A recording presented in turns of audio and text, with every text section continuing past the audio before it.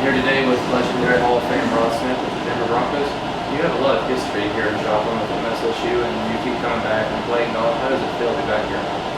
You know, man, it feels great because we was trying to figure out how many years we've done this. It's been well over 10 years, probably 12, 13 years.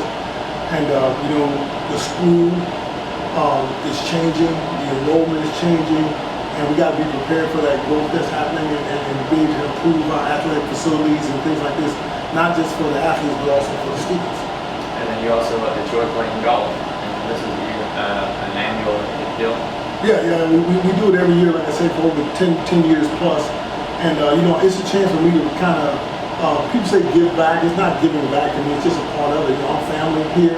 They're my family. They help mold me, you know, into the man that I am today. And I want to definitely show them that I appreciate it, so always come back and not only just donate time, but money. And I bought a bike last night at the auction. I bought this big yellow Missouri Southern bike. I'm looking forward to getting that thing back in Denver. Oh, nice. Now, you talked about family. I understand you have some kids. How are they doing? Kids doing great. They're adults now. You know, I've been out of the game for a minute now. My daughter, who was born here in Joplin, is 25. You know, my son is 22 and one is 21. You know, I understand the daughter still lives here, right? No, she lives in Denver. Yeah, everybody's with me for the most part, and the thing is because you know, when I was here, my time here to me was special. The people I met, you know, Coach Corn and I were very close friends, and he coached me in basketball. I actually played basketball one year and lettered in basketball here in Missouri Southern. So, you know, sports but it's just a tight knit group, and I love coming back and hanging out. What are some of your plans for the summer coming up? You know what, for myself, for the most part, I got some stuff I'm doing with my business. I'm in the coffee business, and so we're expanding in different countries and different things like that. But I look forward to coming back this fall to see Missouri start playing the new facilities as far as what they have with the new north end zone, you know, building that they have, weight room and stuff like that. So the team, the school needs, you know, more and better facilities for the students and the athletes, and so the people in this city, Hollis Dairy, different Leggett Platt, different companies in this area, they're really donating and stepping up big time to help us improve our facilities. If there's somebody you wanted to donate to one of your charities or organizations that are very close to you, how would they do that? Well, you know, the thing is for me is just get in touch with me. I just a lot of stuff I do and I donate to, I don't tell people. I do. I mean, to me, it's not a matter of getting pub or getting credit. It's just a matter of doing it. You know, it's a part of. Some of those people did it for me. They gave me a chance. And I was sharing some stories earlier today about, you know, I was selling knives my senior year here. You know, trying to raise money because I had a son. I had a new son, and I was trying to work. And I started with some of the coaches and their friends and their wives helped me out big time. That was a big transition period in my life. And so some of these guys who were here and they're at the golf tournament, at the event last night, they were real instrumental in shaping and molding Rod Smith into the guy he is today. So I'm constantly trying to, you know, tell them that they didn't do wrong by betting on me, and I want to make sure I pay it forward. I wanted to ask you, what was it like? I know you were on sports cards and magazines. What was it like to find out you were on a sports card for the first time? You know, it was cool because, you know, you grow up and you see that stuff. You know, especially when I was playing, sports cards were a big deal. I don't know if they still are right now because of all the digital stuff. But, you know, some people love the collectors. And so seeing yourself in sports, you know, cards and magazines and the video games and that kind of thing as it grows, you know, it's kind of cool because I grew up as a kid. I played this game. And like I told people, I played this game my whole life for free. I still would play it for free, but they was paying, so I took the check. Right? As long as they're paying, I was going to play.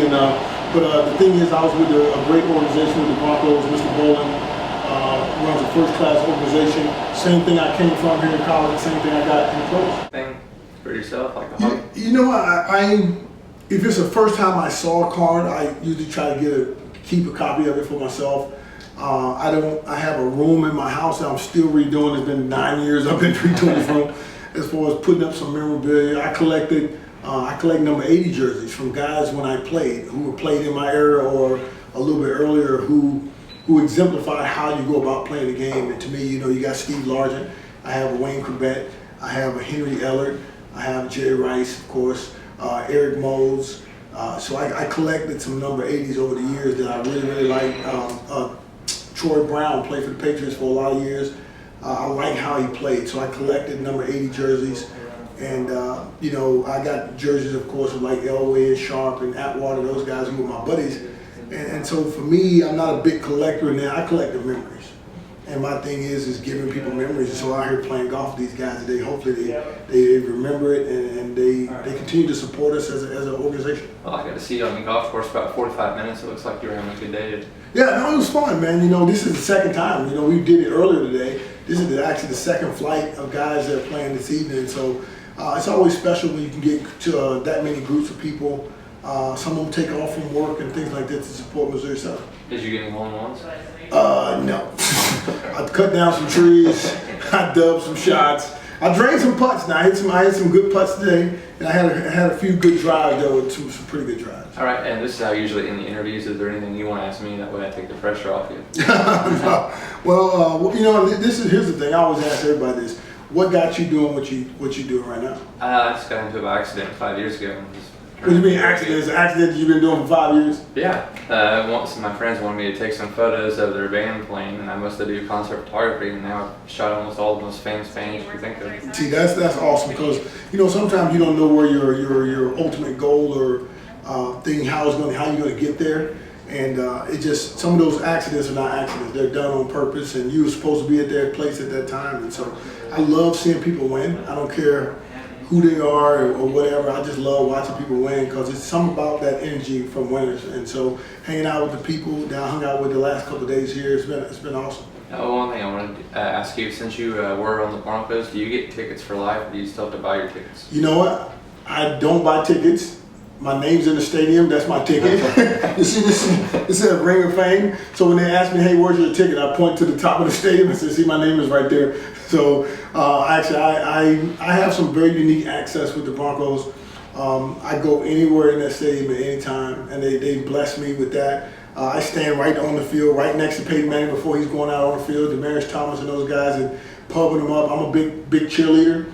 You know, because I appreciated what they gave me, the opportunity for 14 years to be in that organization. So I'm a huge fan of football. I'm a huge fan of sports, period.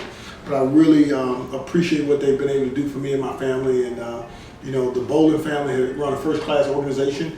It's a $1 billion organization, the Broncos. And so my thing is if I ever want to run a $1 billion company, I got to learn from the best. So I learned from the Broncos. Have you tried going on the Shark Tank course? No, not yet. I want to be on Shark Tank, but I want to be sitting in the seat.